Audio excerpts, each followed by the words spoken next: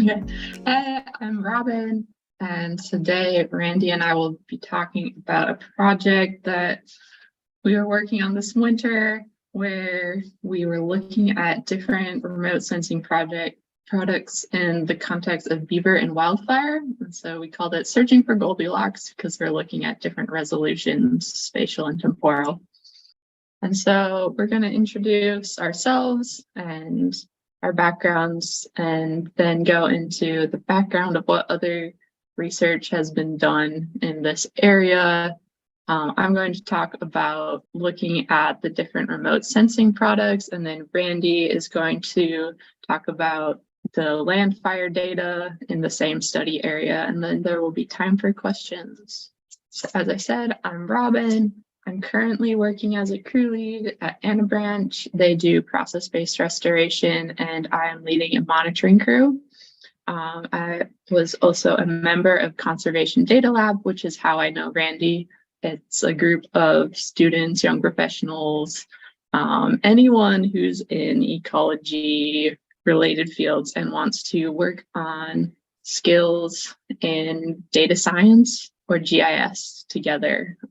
We bring questions that we have and kind of support each other in learning. And also sometimes people will do little projects and Randy advises them. So that's what this is. I'm also an artist and do some science communication about water, or like this just personal side project that I call Water Cycle Colors. And then Randy is a LANDFIRE program ecologist with the Nature Conservancy, and he advises the Conservation Data Lab. And I'm actually going to go into more of my background because I think it sets up the questions we're looking at and how we got there, and also like what areas I have knowledge in and don't have knowledge in, because I don't have a fire background. So I went to Michigan Tech in UP. And studied environmental engineering. I went on to do a master's in water resources engineering, where I looked at future water availability in Middle Rio Grande. While I was in school, I spent a summer doing ecological restoration, and we did a few stream restoration projects, which got me interested in how is this designed? And there's not a lot of information on how to design kind of traditional stream restoration projects where you bring in an excavator and really heavily engineer it. There's not much of that information freely available, but I was able to learn about process-based restoration and then started learning about beaver ecohydrology and thought that was super interesting. After I graduated, I decided I didn't want to go into engineering. I wanted to work outside. I ended up moving out to Nevada and working on a stream survey crew. And then the following year, I led a wetland and riparian crew in Utah. Then this past winter, I was working for NASA Develop, which is a remote sensing internship program. And remote sensing is something I'd wanted to learn about for a few years. And so I was really excited to actually learn how to apply it after reading about it in a bunch of different papers. And this is the time when I met Randy and joined the Conservation Data Lab and started working on this project. And then bringing it to current, I'm monitoring low-tech process-based restoration in Washington, Oregon. But anyways, Beaver and Fire. This project kind of came out of my interests being beavers, hydrology, ecohydrology, and then Randy being connected to LANDFIRE and having interests in fire ecology. And so we started looking at the intersections of those things, and I started reading a bunch of papers on this topic. And the concept behind beavers influencing fire is that they slow down water and increase groundwater connectivity and spread out water across the floodplain and the valley bottom. And so there's more surface water and wetter vegetation, especially later in the summer in areas where there's beaver. And this is harder to burn. And so there's for a long time been in different papers, kind of like colloquial knowledge that beaver might influence fire, but it's really in the past 5 years that there's been any studies on this. In the Beaver-fire interaction paper literature, there's some that go into post-fire resilience. So if there's a fire, there's often a lot of erosion, and beaver dams can help capture sediment and prevent extreme incision in streams. And then there's fire resistance, which is more of what I was just talking about, with wetter valley bottoms being harder to burn. And then there's some other interactions with nutrient cycling, biogeochemistry, and biodiversity. But we ended up focusing on the fire resistance part, and there's really only 3 papers that I was able to find this winter that directly address that with some data. And so the first one, and the most well-known, I'd say, is called Smokey the Beaver, and is published in 2020 by Fairfax and Whittle. They used Landsat remote sensing to look at the normalized difference vegetation index, a measure of vegetation health that's remote sensing along 5 different study areas in the Western US. And they found that in the year of the fire, areas of streams with beaver dams had a higher NDVI, indicating more green vegetation immediately following the fire. And that suggests that having beaver ponds can create areas of refugia for fish and wildlife as a wildfire passes over. However, in the year after the fire, the vegetation along the creeks bounced back everywhere. So it's maybe a shorter term impact, but it does show that it's having some impact on how much things are burning. Okay, and then there's a thesis published in 2021 by Joseph Weirich III, and this went into a few different things. One of them, he looked at the amount of moisture in dead fuels and found there's a 2% higher moisture, and there's like a stick he left out. I think this is a fire thing that people who study fire do. And then you come back and measure the moisture in it, and it was 2% higher in areas with beaver, and that would be harder to burn. He also had some paired sites and was looking at vegetation. And then finally, there's a paper by Markle et al. Published in 2022. And this one was actually not really focused on beaver. It was looking at successional states in a wetland in Canada. And they classified the successional states of this area that burned, and then looked at burn intensity within the different successional states. And they looked at beaver as part of this study and found that there's a lower burn intensity in areas that had beaver. And so I was reading these papers and others, and one thing that I was thinking about is, at the time I was working on a remote sensing project where we had a river that was 30 meters wide, and we're trying to map turbidity in it. We couldn't use Landsat because the Landsat pixels are 30 meters, and they would overlap with the land and get light interference from the reflection of the land. And so we had to use a remote sensing product that had a finer resolution. And then I was thinking to my experiences doing monitoring in Nevada and Utah in streams that had beaver, and a lot of them are pretty small. And so here's on Google Earth, I went and measured a stream with beaver complexes along it. I've been to this location, and this is one of the places I was thinking of. And it's about 35 meters wide riparian area. So I was just thinking, like, is the 30-meter data set that was used in Smokey the Beaver like actually capturing what's going on? Is it getting interference? Would that make a difference? What would it look like at a different resolution? And that's what we ended up going for. This was a really short-term project. I was working for NASA Develop at that time, which was a part-time, but that was also GIS work, and you can only do so much GIS per week. And now I have a full-time job and don't have time to do side volunteer projects. So we tried to constrain this as much as possible while still looking at the questions we're interested in and keep it as easy as possible by choosing a site that was studied in Smokey the Beaver. And there's 5 sites in there. I was living at Laramie at the time, so I chose the site that was in Wyoming, about an hour from where I was living, and that was the Badger Creek Fire.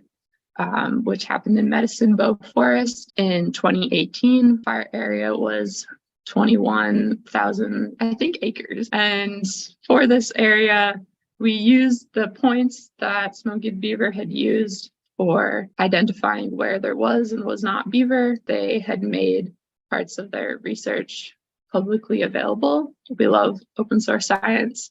And so we were able to get some of their GIS files and then apply them here, which saved me a lot of time. And so I looked at NAIP, Sentinel-2, and Landsat before and after that fire. And then Randy looked at how LANDFIRE classified this area before and after that fire. And here's a little map of the study area location, southern Wyoming, almost Colorado, some pretty small streams. And I did end up being able to go out and see the site this winter.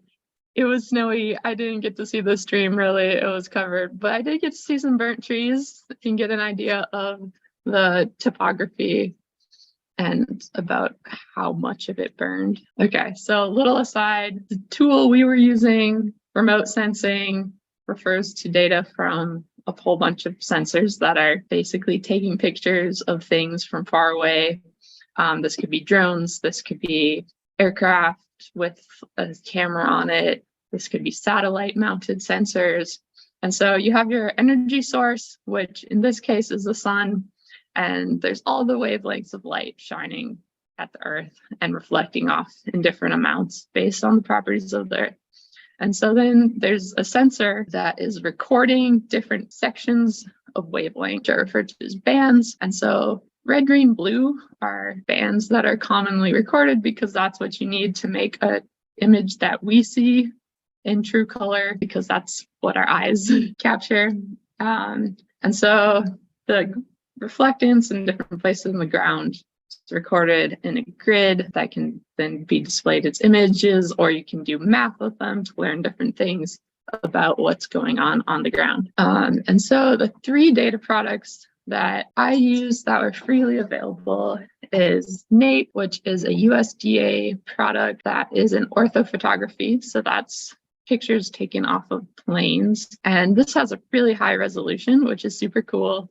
It's a meter or even less than a meter in recent years. Then the downside is the temporal resolution is every 1 to 3 years generally, usually every 2 years. So you don't have many points in time that you can look at. It also has only 4 bands, red, green, blue, and then near IR, which is enough to look at vegetation and do a lot of things. But if you want to do the burn intensity, then shortwave infrared is really helpful, and it does not have that. So the other two I looked at, Sentinel-2 MSI, that has a 10-meter resolution, around 10-day temporal resolution or revisit time. And this has a lot more bands, and you can do the normalized difference burn index with it. Sentinel-2 is not a NASA, it's a European Space Agency product. And then finally Landsat 8 and then Landsat 9 was launched a few years ago, and their data started being available this year, but they're more or less the same. Has a spatial resolution of 30 meters, a temporal resolution of 12 days, and has 11 bands, lots of different wavelengths that you can look at. And that is a NASA product.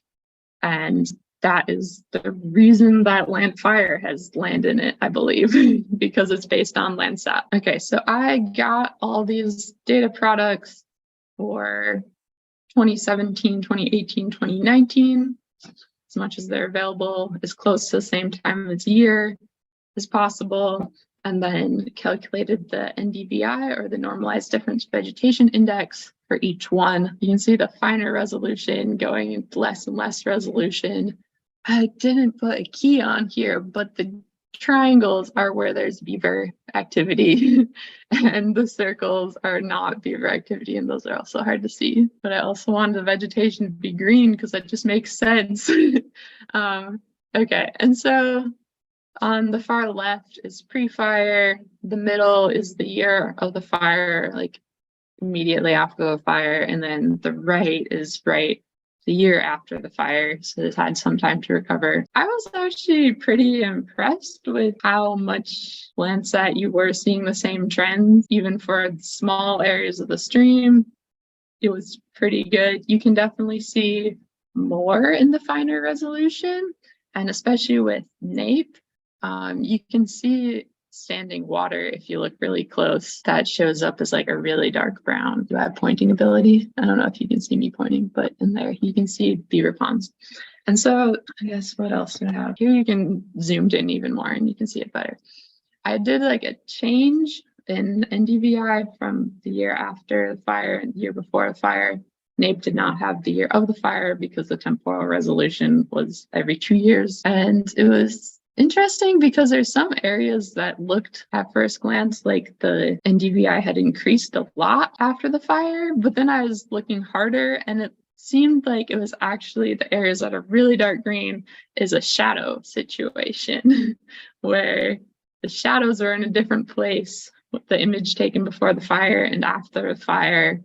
And so there's kind of these weird artifacts that you get when you try to start analyzing it. I do think that there's some times where it would be better to use a finer resolution product, but it really depends on what you're looking at.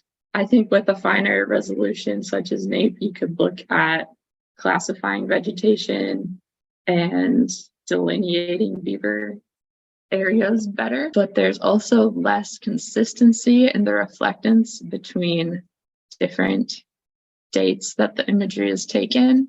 And so it's harder to work with when trying to analyze over time in certain ways.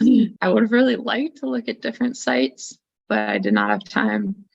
And I also think it would be similar result, but I was just interested to poke around them all. Maybe someday I'll have some time and motivation to do that. We'll see. Really like doing all this reading and poking around a little bit left me with how there's still so many unknowns and how beaver and fire interact. And there's a lot of places where more research can happen and we can improve our understanding. Passed off to Randy for now. So for me, one of the fun things about my job is I get to explore places around the United States through LANDFIRE data. So I love doing that. And I think it's a great way to just see what vegetation is there, what disturbances have been there, what vegetation was there historically. There's so much I can learn by just exploring LANDFIRE data. As Robyn has spoken about, scale is so important. LANDFIRE data is designed to be used for large landscapes. So what we're doing here, it gets into kind of squirmy territory for me. It's a much smaller area than I'm used to working at. I'm used to hundreds of thousands of pixels or millions of pixels. And here we're getting down into, well, you'll see the scale bars, just a couple miles, small area. And in my just quick, unscientific, non-analytical exploration, it did look like fire severity changed where there was beaver influence. Okay, there we go. All right, so this is LANDFIRE existing vegetation cover from 2016, or the closest LANDFIRE data set for existing vegetation cover before the fire. The darker cut greens are high areas with higher tree cover, and then you'll see that there's some shrubs, and the darker the brown, the higher the cover of shrubs. And you'll see a few orange pixels in there as well, and that's herbaceous. So you'll see some patterns here, but this was mostly for context and background for me. So as Robyn mentioned, the purple triangles are where there's beaver influence, and the green circles are where there was no beaver influence as mapped by Fairfax et al. Okay, so I'm going to orient you to this slide a little bit. As Robyn mentioned, it was a struggle with the colors. So if there are any challenges at all with interpreting these maps, please reach out. Basically, I've got LANDFIRE disturbance data from 2018 that depicts the fire that Robyn was interested in. And you'll notice that we have high, medium, low, and unburned severity. So the darkest areas had the highest severity as mapped by LANDFIRE, and the green areas were areas that were unburned. And I've circled some beaver influenced areas and some beaver uninfluenced areas or non-influenced areas just to help clarify things. And visually, it looks like there's a bit of a pattern where there were beaver influence mapped. there was more unburned areas or low severity compared to where there was not beaver. So what I did was I did extract by points in ArcGIS Pro with the LANDFIRE 2018 disturbance data and the points from Fairfax et al.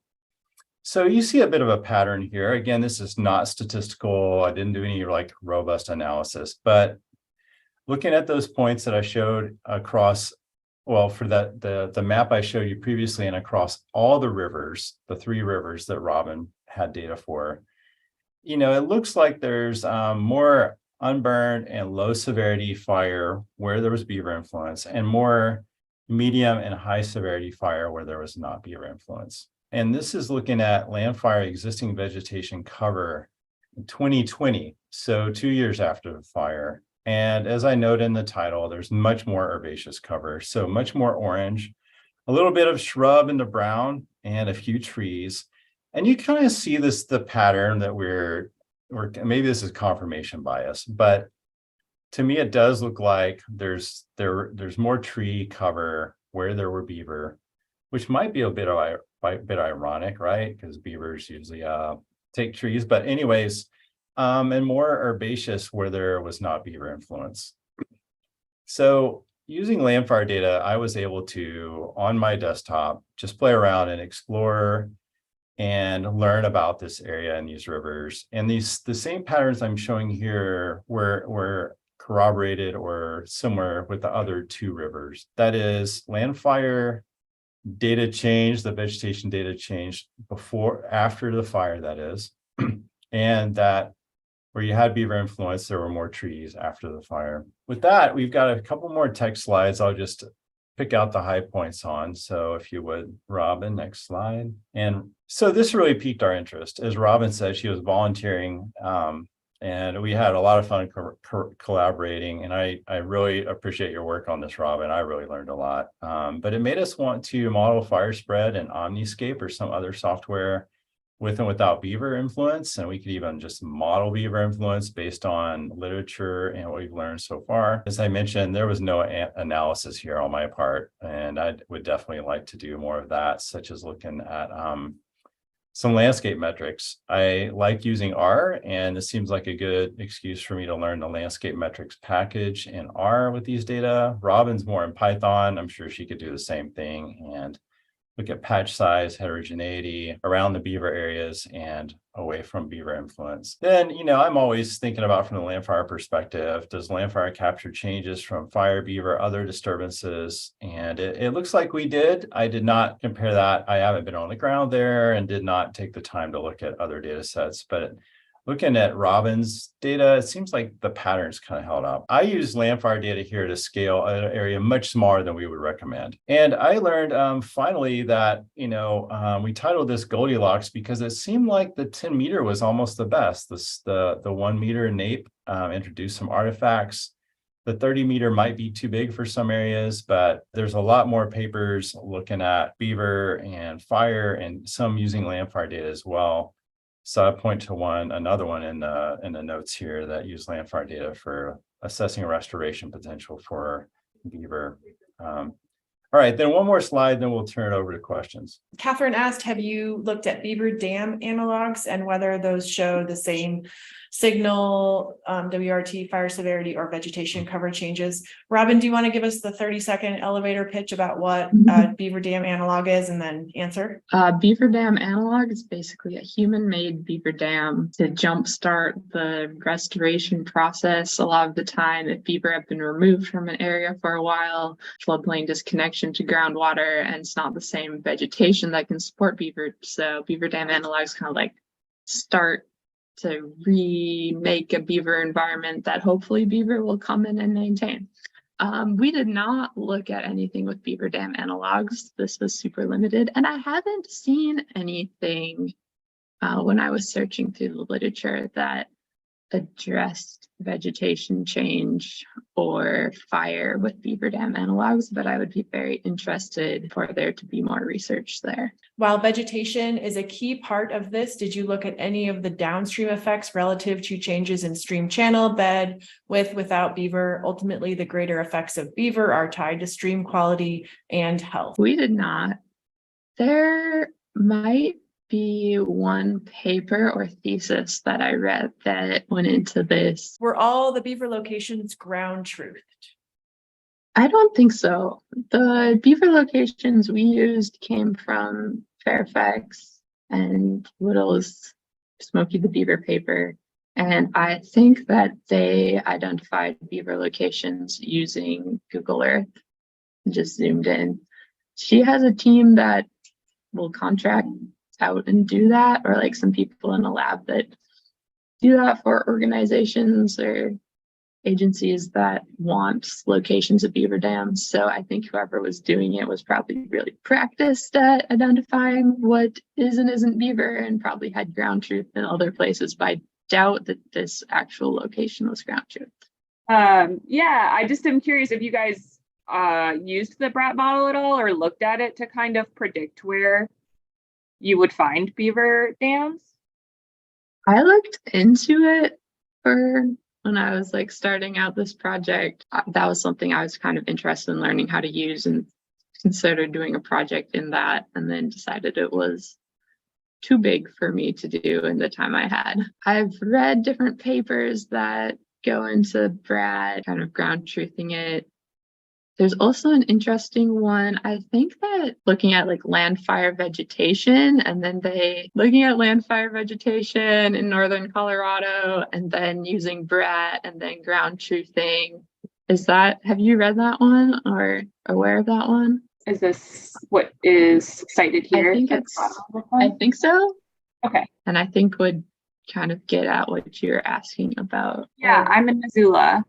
And Okay. the Clark Fork Coalition here has done a lot of work with beavers and beaver restoration, not necessarily fire, but kind of, I think, would dovetail pretty nicely with this. There's also a lot of research at the university here about ABTs, beaver dam analogs, and like how they interact more with fish and things like that. But lots of research on it here. Yeah, that's basically what I'm researching right now for work. How much more work are you going to do on this? Sounds like you're interested in Randy this, and maybe I- just the tip of the iceberg.